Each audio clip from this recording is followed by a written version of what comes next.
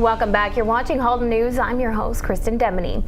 Now joining me in studio is Stephanie Terma, who is a love and relationship coach from Burlington. Thank you so much for joining us here today. I'm so excited, Kristen. Thank you.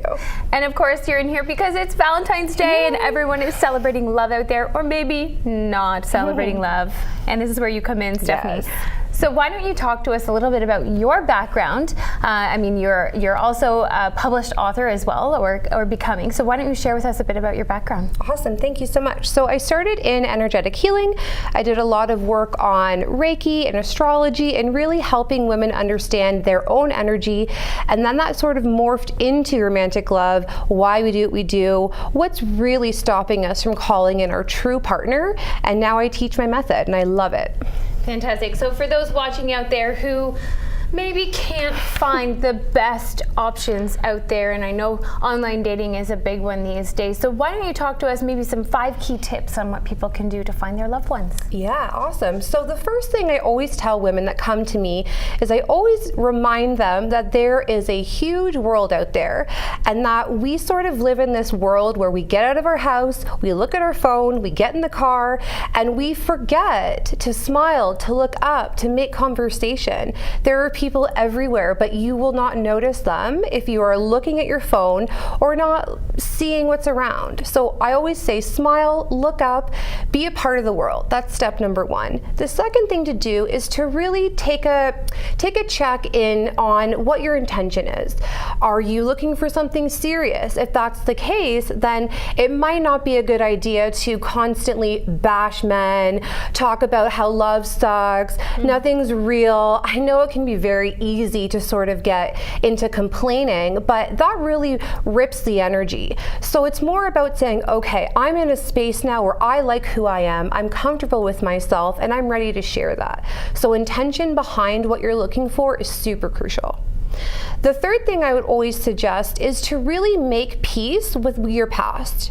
It's very challenging for us to trust and lean in and be open and vulnerable because a lot of us have come from rough relationships, baggage.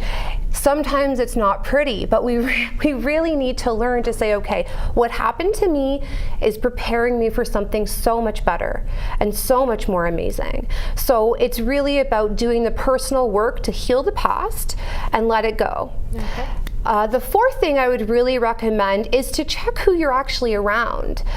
Friends, cousins, uncles, people outside, the barista. There are so many people that we just sort of know casually, acquaintances that we may just miss.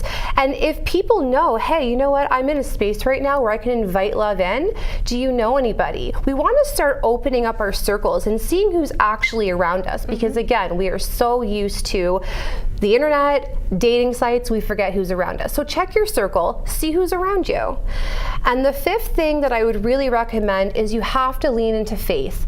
It's a timing issue. Sometimes you are not prepared for the right person, and sometimes the person for you has some loose ends to tie up. So leaning into faith, trust, you will not be forgotten.